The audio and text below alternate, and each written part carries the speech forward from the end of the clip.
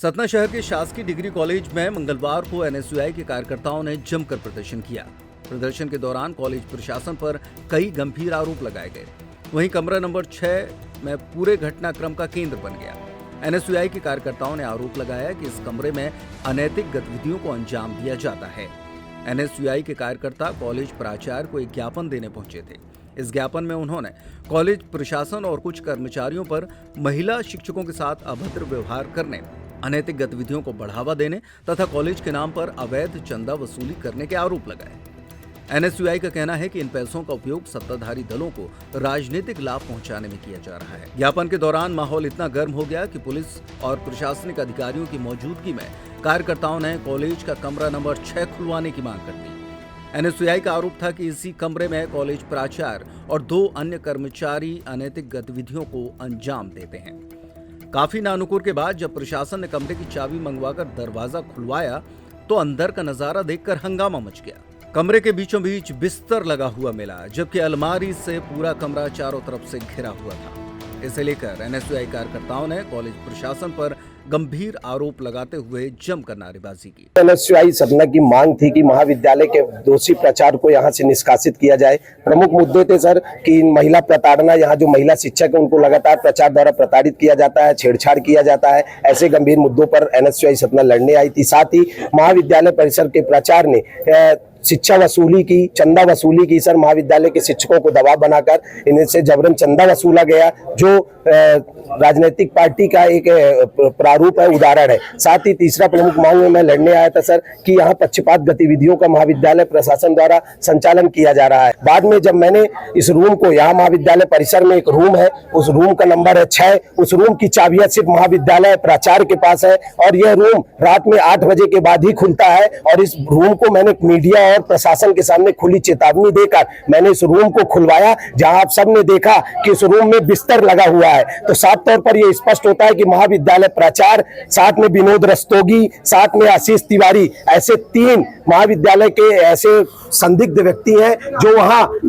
उटपटांग गतिविधियों का संचालन करते हैं और अय्यास का अड्डा बनाकर रखे हैं। महाविद्यालय कैंपस के अंदर क्या बिस्तर का होना, ये कैसा दृश्य है। तो कहीं ना कहीं ये महाविद्यालय जो महिला प्रताड़ना का आरोप है, ये बिल्कुल बेहद और जोर करने वाली घटना है। इनके ऊपर त्वरित कार्रवाई की हो और ऐसे दोषी प्राचार्य को, मेरा मानना है कि ऐसे दोषी प्राचार्य को फांसी भी मिलना चाहिए।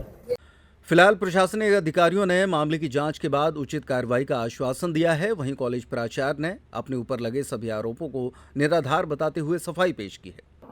देखिए, छात्र संगठन है, बहुत सारी बातें करते रहते हैं। उन लोगों की जो बातें आरोप पत्र में उन लोगों ने लिखा है उसको हम पढ़ेंगे। अभी वो मेरे पास नहीं आया है, उसके बाद हम उन पर जवाब देंगे। रूम नंबर 6 को लेकर शासन के सामने खुलवाया गया, उसमें अलमारियों के बीच बेड पाया गया है। इस महाविद्यालय में 10,000 विद्यार्थी अध्ययनरत हैं और जो हम लोगों का एक्रेडिटेशन करने वाली संस्था होती है नैक, उसमें सिक रूम का प्रावधान है, उसके कुछ निश्चित अंक निर्धारित हैं। तो नैक के नज़रिए से वो सिक रूम बनाया गया है। रेड क्रॉस होता है, रेड क्रॉस में भी इस बात का प्रावधान रहता है कि अगर कोई बच्चा बीमार पड़ता है इतने बड़े महाविद्यालय में, तो उसको प्राथमिक उपचार के लिए सुविधाएं होनी चाहिए। उसमें एक हल्का फुल्का होना चाहिए। कई बार बच्चे बेहोश हो जाते हैं, अचेत हो जाते हैं या असहज महसूस करते हैं। इस दृष्टि से उस कमरे का निर्माण उसके लिए किया गया है। 28 अक्टूबर को शासकीय जो स्नातकोत्तर महाविद्यालय है उसमें जो आर्थिक अनियमितता है और पद का दुरुपयोग, शिक्षकों के शोषण और महिला शिक्षकों को प्रताड़ना के संबंध में एक ज्ञापन इनके द्वारा दिया गया है। ये रूम नंबर 6 के इन्होंने जांच करने के लिए खोल के दिखाने को कहा था, तो उसमें प्राचार्य जी से अनुमति ली गई, जिनमें उन्होंने कहा उन्हें कोई आपत्ति नहीं है। चेक किया गया, वहाँ पर एक जो है बेड लगा पाया गया था और इसके अलावा वहाँ पर जो अलमारी थी वो है, वहाँ पर ऑफिस के दस्तावेज भी होंगे। इसके बारे में पूछने पर बताया गया कि कुछ चेक रूम है इनके द्वारा बताया गया अपने स्टाफ के द्वारा। तो अब बाकी अन्य को इसके अतिरिक्त कोई आपत्तिजनक चीज़ वहाँ पर नहीं पाई गई। अभी ज्ञापन हाल ही में प्राप्त हुआ है, इसको चेक करते हैं हम लोग और फिर जैसा निर्देश होगा वरिष्ठ अधिकारी को कार्रवाई करेंगे।